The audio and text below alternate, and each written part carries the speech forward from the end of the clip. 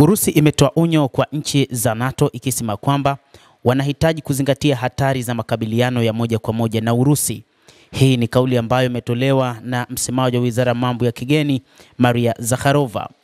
Msemaji huyo wa Wizara ya Mambo ya Nje ya Urusi amesema taarifa hivi majuzi afisa wa NATO kwamba jumuiya hiyo inaweza kufikiria mashambulizi ya mapema dhidi ya Urusi inaonyesha kwamba inatafuta kuzidisha mchakato wa amani wa Ukraine. Zakharova alikuwa akijibu mahojiano na mwenyekiti wa kamati ya kijeshi ya NATO aliyotoa kwa Financial Times mwishoni mwa wiki. Kulingana na kamanda Admiral Giuseppe Cavo Dragon, mwenyekiti wa kamati hiyo ya kijeshi ya NATO, alipokuwa akizungumza na shirika la habari la Financial Times mwishoni mwa wiki. Na kulingana na kamanda huyo, kambi hiyo inapaswa kuwa jeuri zaidi na imara katika shughuli zake na Moscow, na pia alidai kwamba mashambulizi ya mapema yanaweza kuchukuliwa kuwa hatua ya kujilinda, ingawa itakuwa mbali zaidi na njia yetu ya kawaida ya kufikiri na tabia ya watu wa NATO.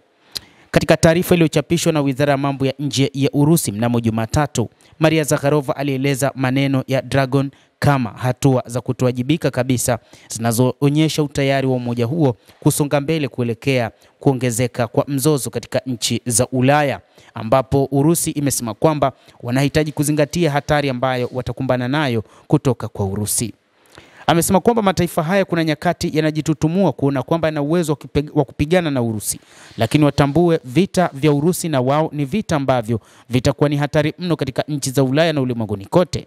Hasira dhidi ya Urusi iliyochochewa na wanachama wa NATO inachochea zaidi makabiliano yanayoendelea, alionya Maria Zakharova, msemaji wa Wizara ya Mambo ya Kigeni ya Urusi.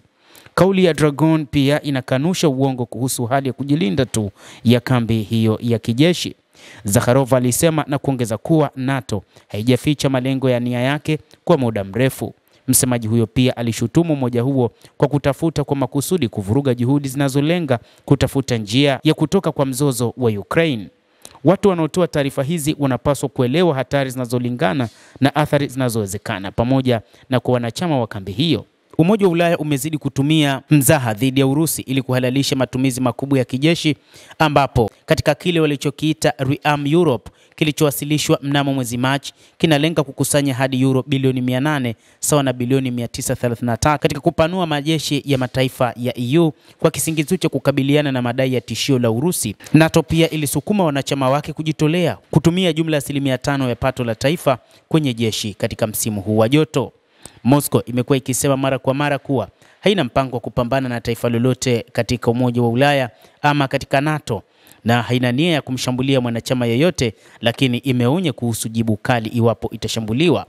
Moscow imesema kwamba ipo tayari kwa ajili ya mapambano dhidi ya wanachama wa NATO, lakini mapambano haya lazima kuwe na tafakari ya kina, kwani yatakuwa ni makali mno na kwamba itakuwa ni vita ya tatu ya ulimwengu kama wachambuzi wengi ambavyo wanazungumza juu ya suala la mashambulizi kati ya Umoja wa Ulaya ama NATO dhidi ya Urusi.